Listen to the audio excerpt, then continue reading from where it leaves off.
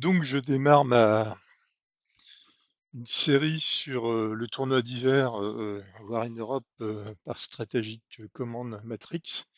Et donc nous allons voir le replay de l'axe, puisque là je joue en double avec un adversaire humain. Ce sera plus à coup de capture d'écran, là on va voir ce qu'il fait réellement.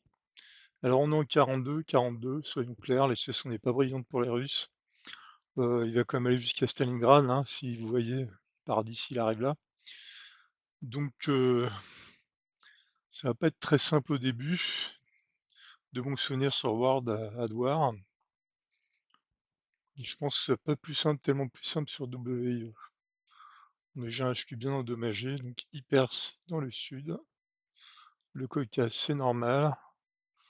Joviti va donc être de perdre le moins de monde possible en reculant le plus vite possible. Et en essayant de garder Stalingrad quand même.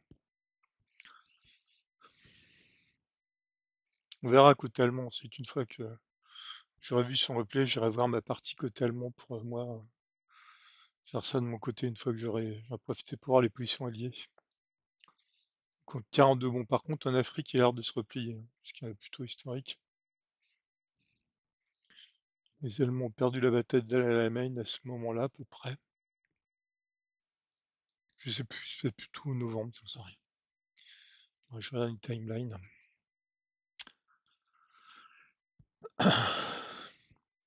Ouais, l'objectif c'est vraiment de tenir avec les Russes, hein. Pas se faire prendre Leningrad, pas se faire prendre, essayer de libérer si possible.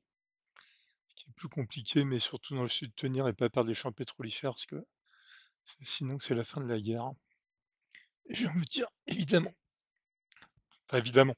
Surtout que ça fait un différentiel de production énorme en fait. C'est-à-dire que si le pétrole allemand passe aux mains du le pétrole russe, pardon, passe aux mains de l'allemand, lui va gagner 150 points et surtout va les enlever aux Russes. Ça peut faire la différence sur le long terme. Alors, qu'est-ce qu'il raconte? Ouais, ok. La propagande. Ok, ouais. Ok, de la diplo sur l'Espagne, on verra. Voilà, alors regardons du coup les troupes alliées, qu'est-ce qu'elles en ont, Sébastopol, tiens.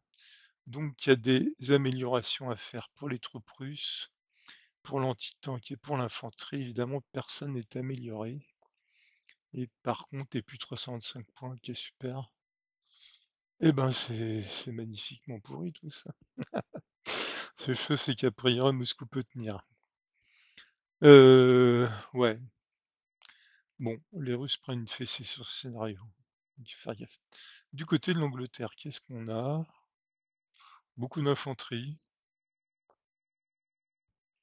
Du côté des Américains, on a de l'infanterie aussi. Donc on peut commencer à aller envers l'Afrique du Nord, on va dire.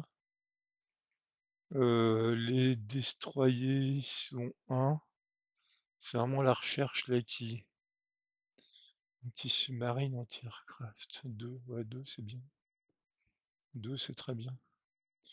Et lui, là, 2, il peut investir dans la technologie pour l'infanterie. L'artillerie, même pas un pour les Russes. Mon Dieu, que vais-je devenir? Il a même pas la guerre blindée. Eh ben, ouais, ça va pas gagné tout ça. Bon, ouais, c'est ça. Donc non, il a pas dû aller jusqu'à l'Allemagne, mais a priori, il a du monde. Et je vais pas être très en force. Alors, je crois que le seul point, il n'y a pas d'Afrique, il n'y a pas d'Éthiopie, non, sinon j'oublie. À force de jouer avant le ratoire. Ouais, alors dernière chose maintenant, c'est on va voir les productions qui s'annoncent. Le russe, ouais. L'américain, rien. L'anglais, pas grand-chose. Bon, ben, super. Pour le coup, c'est l'allemand qui a les cartes, hein. Donc, on va aller voir du côté de l'allemand maintenant, savoir ce qu'il a, enfin du côté de l'axe. Temps de chargement, c'est toujours un peu long quand on a Enfin, tout est relatif. Alors, je suis sur l'allemand, c'est moi. Allons voir ce qu'on peut faire avec l'allemand. Donc là, il n'y a pas de replay parce que c'est l'allemand qui part en premier dans tous les scénarios. Donc on a l'armée allemande positionnée avec des blindés, de l'aviation. C'est pas puissant non plus, on est avec le russe, il n'y avait pas grand chose derrière. Donc. Bon là on n'a rien en fait pour aller sur Moscou, hein, c'est clair. On a un tank qui peut contre-attaquer si jamais il s'énerve. Euh, Ça c'est le truc qui a été encerclé, ont été libéré au printemps, dans la réalité. Il va pas pouvoir libérer, est-ce qu'on va pouvoir prendre Leningrad? Je ne sais pas. À voir. Pas avec les Finlandais, je pense, mais bref, faut essayer. Non, c'est rien, faut essayer.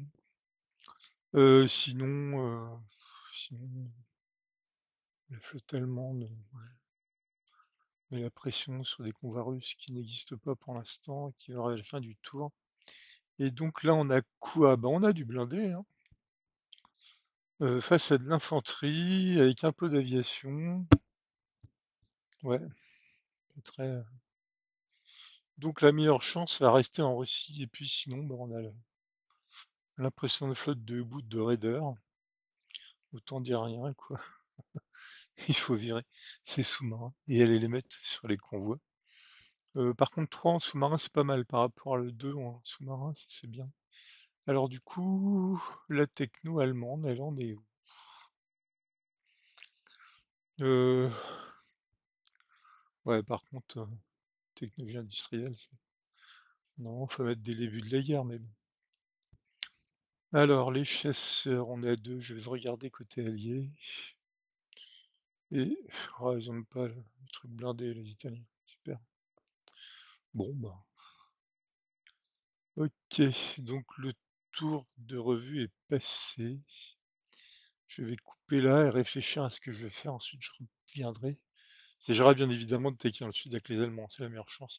Là, la stratégie est contrainte. Il faut mettre une bonne tôle russe pour l'empêcher de revenir en force.